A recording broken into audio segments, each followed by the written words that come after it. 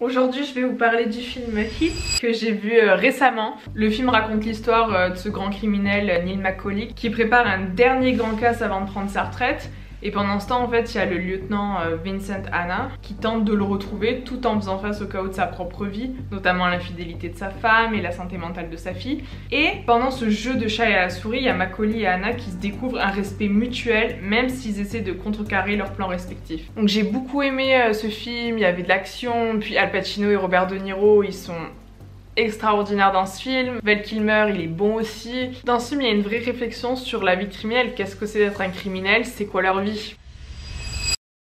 Il y a cette notion de gangster un jour, gangster toujours. Par exemple, avant de préparer le grand casse, il y a McCauley qui réunit ses hommes et qui leur demande s'ils veulent participer à ce casse qui est vachement risqué. Donc par exemple, il dit à un de ses hommes: mais Hélène, prends bien soin de toi, t'as sûrement de quoi revenir. T'as des obligations, t'as des terrains. Si j'étais toi, je jouerais pas avec le feu, je prendrais ma retraite.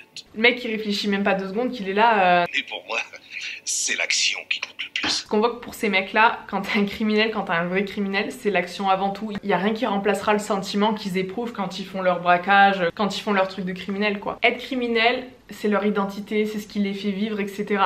Donc tout le reste, ça passera toujours au second plan, même s'ils ont une famille, ils ont des enfants, etc. Ça passera toujours au second plan. Et en fait, ces criminels, même s'ils essayent d'échapper à cette vie-là, de partir à la retraite comme McCauley veut faire, tu te rends compte que c'est pas possible. Même s'il y a vraiment cette volonté, ok j'arrête, ils arrêteront jamais. On le voit à la fin quand il y a Robert De Niro qui monte dans la voiture avec sa copine et ça y est, c'est bon, c'est fini, il va s'échapper, il va refaire sa vie et tout avec cette femme, c'est fini, le lieutenant il a abandonné, il sait que c'est McCauley qui a gagné et il reçoit ce fameux coup de téléphone où il y a le mec qui lui dit: bon écoute, je sais que maintenant t'en fous sûrement etc et que t'as plus besoin de le savoir mais Waingro loge à cet hôtel. Il raccroche, continue de conduire, etc. Donc il est là, il sourit, il est content, il va commencer sa nouvelle vie avec sa copine, il va enfin avoir une famille. Puis non, d'un coup, changement d'expression, il commence à être tendu. Il a envie de tuer Waingro, il a envie de se venger. Et d'un coup, il se remet à sourire et tout. Non, c'est bon, là je vais commencer ma nouvelle vie. Boum, encore changement d'expression de visage.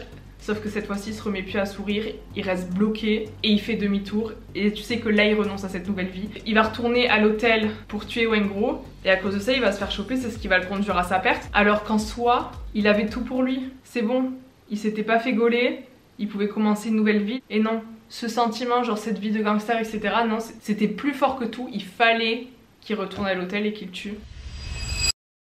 Ces mecs là aussi, on voit dans le film qu'ils ont aucune pitié. On a la scène de début où il y a le braquage qui tourne mal à cause de Waingro. On voit que quand ils attaquent et qu'ils essaient de braquer le fourgon blindé, il y a 3 flics, tu vois. Au début, il devait y avoir 0 mort, etc. Tout devait se passer voilà, comme une lettre à la poste. Ils braquaient le truc, ils se barraient, etc. Sauf que Waingro, hein, le mec un peu dégénéré, il était là, ouais, ah, il m'a mal regardé, boum, il allait faire un truc et boum, il tue le flic. Donc là, erreur. Parce que tout le monde dit, ouais, mais putain, mais t'as fait quoi et tout, genre... t'es pas censé faire ça, etc. Il allait rien faire. Sauf que ces mecs, comme je viens de dire, ils ont aucune pitié. Du coup, ils ont tué les 2 autres flics parce qu'il fallait pas de témoins. Donc on voit bien que ces gars, même si au début, voilà, il devait y avoir 0 blessé ou quoi, ils hésitent pas à tuer quand il faut tuer. On voit aussi qu'ils ont aucune pitié entre eux. Parce que du coup, on voit que c'était une erreur de la part de Waingro et le reste de l'équipe n'accepte pas ça. Surtout, surtout le boss, quoi, surtout McCauley. Et là, t'étais pas censé le tuer. Du coup, eh ben il faut qu'il tue. Donc voilà, ils hésitent pas à se tuer entre eux s'il y en a un qui fait une erreur. Un autre aspect qu'on voit beaucoup dans le film, c'est construire une famille quand t'es un gros criminel. C'est compliqué, mais c'est faisable. La plupart de la bande de McCauley, ils ont tous, ouais, ils ont leurs femmes, il y en a qui ont des gamins. Et il y a un moment donné, il y a ce repas où ils dînent tous, donc voilà, chaque mec est avec sa femme, sauf que t'as Robert De Niro qui est tout seul. Et tu vois, bah, ça le fait un peu chier parce qu'ils sont tous là, voilà, ils s'éclatent, ils sont contents, ils sont heureux, ouais, ils ont une vie de famille quoi. Alors que lui, il est toujours tout seul, il se met pas en couple, il construit pas de famille ni rien. Parce que c'est un gros criminel, donc c'est compréhensible. Tu sens que ça lui manque. Et dans le film, McCauley, il explique pourquoi il a pas de vie de famille, etc. Pourquoi il veut pas le faire. Et c'est la réplique culte. Tu dois surtout pas t'attacher à des choses dont tu pourrais pas te débarrasser en 30 secondes, montre en main si tu voyais les flics se ramener dans le coin. Et c'est tellement vrai parce que ces mecs-là, si tu veux pas finir en tôle ou quoi, tu dois être prêt à tout abandonner. Tu dois prendre la décision dans ta tête, et bah c'est fini, boum, je vous abandonne. Et voilà. l'image elle m'abandonne aussi derrière. Et d'ailleurs quand Macaulay il s'autorise du coup à avoir une copine etc, bon qui lui avoue que c'est un criminel et tout mais qu'elle décide quand même de rester avec lui, de s'enfuir avec lui. Elle attend dans la voiture pendant que lui il est à l'hôtel en train de tuer l'autre. Et quand il redescend, il va pour monter dans la voiture, sauf que il s'aperçoit qu'il y a le lieutenant Anna qui le voit. Du coup, tu vois, il regarde le flic, il regarde la fille, il regarde le flic, il regarde la fille. Puis il se barre, il abandonne tout. Boum, en moins de 30 secondes, il abandonne. Un autre truc que j'ai beaucoup aimé dans le film, c'est vraiment la relation entre Al Pacino et Robert De Niro. Parce que, ouais, il y a ce jeu de chat et à la souris. Et même, tu vois, si le lieutenant, eh ben, il veut à tout prix coincer Macaulay et le faire payer. Et que Macaulay, ben, lui, veut pouvoir se barrer avec l'argent tranquille sans se faire gauler. On voit qu'il y a quand même un respect mutuel qui s'instaure entre les deux. On le voit surtout quand, tu vois, ils vont prendre un café ensemble pour discuter...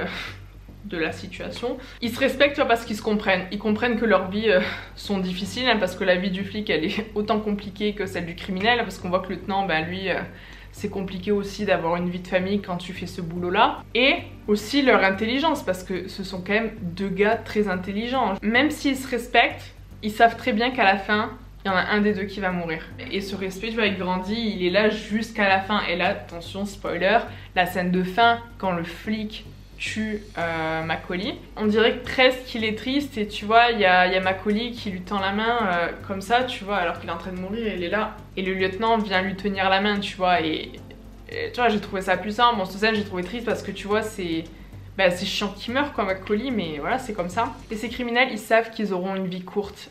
Ils l'ont accepté, ils savent très bien qu'ils mourront en faisant ce qu'ils aiment. Macaulay, il sait très bien, et ils se le disent entre eux avec le flic. Si je suis là-bas et si je dois te neutraliser, ça me plaira pas, mais je le ferai. Parce qu'admettons que je me retrouve coincé et que moi je dois te descendre. Quoi qu'il arrive, jamais je te laisserai me barrer la route. Il y en a un des deux qui va mourir. Et ils le savent, ils savent très bien qu'ils mourront quand ils feront un braquage, etc. Qu'ils mourront parce qu'ils vont se faire tuer par un flic, etc. Ils le savent très bien, mais ils l'acceptent. Ils l'acceptent parce que c'est la vie qu'ils ont décidé de mener. Si vous avez toujours pas vu ce film, hein, qui est un vieux film, il date de 1995, je vous recommande de le voir parce que c'est un très très bon film.